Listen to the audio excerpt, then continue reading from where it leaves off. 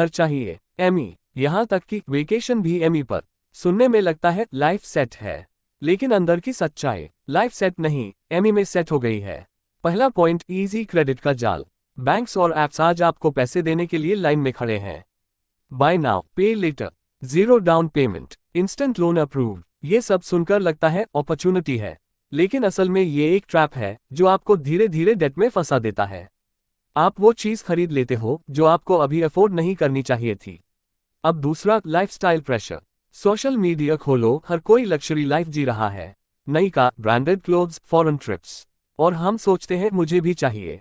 लेकिन फर्क क्या है, वो दिखा रहे हैं और हम उधार लेकर वही लाइफस्टाइल कॉपी कर रहे हैं। यानी इनकम कम, एक्सपेंसेस हाई और गैप पूरा कर रहा है एमी। तीसरा, मंथली स्ट्रेस साइकिल।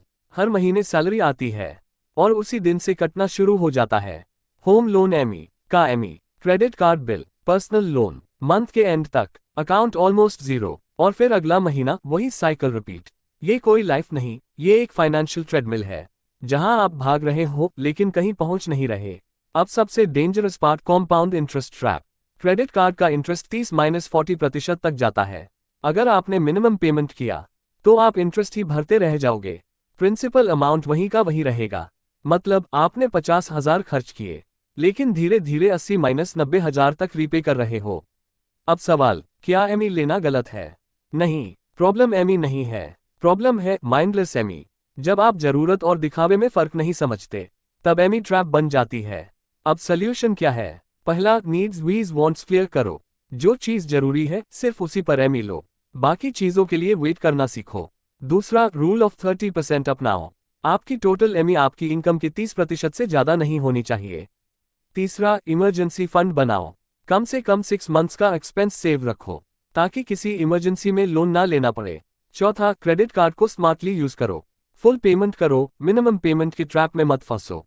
और सबसे इंपॉर्टेंट, कंपैरिजन बंद करो। हर किसी की फाइनेंशियल सिचुएशन अलग है, जो दिख रहा है वो पूरा सच नहीं होता। क्योंकि आजकल लोग अमीर नहीं बनना चाहते, बस अमीर दिखना चाहते हैं, और यही माइंडसेट मिडिल क्लास को एमी के जाल में फंसा रहा है। तो अगली बार जब आप बाय नाउ दबाओ, तो खुद से एक सवाल जरूर पूछना, क्या मुझे ये चीज सच में चाहिए, या मैं सिर्फ किसी और को देखकर डिसीजन ले रहा हूं?